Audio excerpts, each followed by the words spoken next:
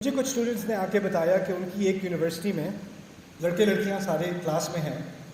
اور جو ان کے پروفیسر ہیں وہ لڑکیوں سے بےہودہ باتیں کرتے ہیں، اور ان کی عادات جو ہیں وہ ڈسٹربنگ قسم کی ہیں، اور سارے لڑکے بہت ڈسٹرب ہوتے ہیں یہ دیکھ کے، لیکن انہیں کچھ کہنے سے ڈر لگتا ہے کیونکہ اگر وہ کہیں گے تو جو منہ کھولے گا اس کو کالج سے نکال دیں گے، ان کے تعلقات ہیں آگے، وہ کسی کو کمپلینٹ کر دیں گے یا اس کو فیل کر دیں گے، کچھ کر دیں گے۔ تو اب وہ بیچارہ لڑکا دیکھ رہا ہے کہ اس کی اسلام میں وہ اس کی بہنیں ہیں اور ان کے ساتھ ایسی حرکتیں ہو رہی ہیں اس کے سامنے، لیکن وہ کچھ کہہ نہیں سکتا، اس کے ہاتھ بندھے ہوئے ہیں۔ اور یہ بات ٹھیک ہے کہ اگر ایک انسان کھڑا ہو جائے تو لگے گا کہ کیا ہوگا اس کے ساتھ، کیا ہونے والا ہے اس کے ساتھ، میں تو نہیں کر سکتا۔ ایک اور خاتون مجھے ملی جو اپنے پروفیشن کے اندر میڈیکل پروفیشن میں ہیں، ہاسپٹل میں کام کرتی ہیں، اور کہتی ہے میرے سامنے جو کرپشن ہو رہی ہوتی ہے اور مجھے کہا جا رہا ہے کہ یہ اکوپمنٹ جو ہے یہ فالٹی ہے، اگر یہ استعمال ہوگا تو پیشنٹس کا نقصان ہوگا، لیکن یہ ہمیں ڈسکاؤنٹ پہ مل رہا ہے، اس کو آپ اپروو کر لیں، اور نہیں کریں گی، اگر نہیں کروں گی تو وہ مجھے کھا جائیں گے،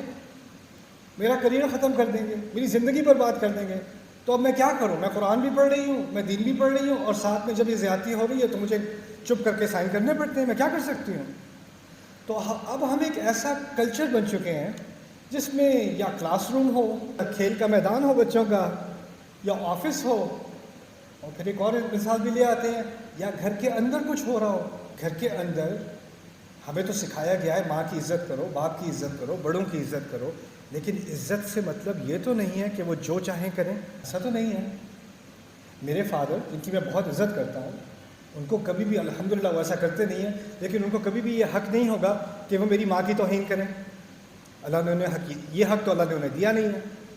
اگر وہ کر رہے ہیں، میری امی کو وہ ڈانٹ رہے ہیں یا گالیاں دے رہے ہیں، کچھ کر رہے ہیں، ایسی بات کر رہے ہیں، کسی کے فادر کر رہے ہیں، اور آپ کو نہیں، وہ بالوالدین احسانا، ہمیں خاموش رہنا چاہیے۔ بڑے ہیں وہ کہیں گے تم کیا بدتمیز ہو گئی ہو، نافرمان ہو گئی ہو، یا نافرمان ہو گئے ہو، تم بیچ میں کچھ نہیں کہہ سکتے۔ تو ہمیں اب یہ فیصلہ کرنا ہوگا ایک قوم کے طور پہ کہ یا تو ہمیں کھڑے ہو جانا ہے، جو کچھ ہوتا ہے ہو، جو ہوتا ہے ہو، اور باقی سب کو نہیں دیکھنا، کیونکہ ہوتا یہ کہ اگر میں کھڑا ہو بھی جاؤں کلاس میں اور کہوں یہ آپ نہیں کر سکتے تو اور کوئی لڑکا کھڑا نہیں ہوگا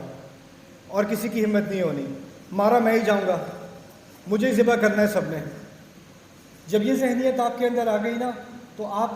سب لوگوں کو گواہ دیکھ رہے ہو، اللہ کو نہیں دیکھ رہے۔ یہاں کیا کہا ہے؟ کونوا قوامین بالقسط شہداء للہ، ایک گواہ کی ضرورت ہے آپ کو، وہ اللہ ہے، وہ دیکھ رہا ہے، بس میرے لیے یہ کافی ہے۔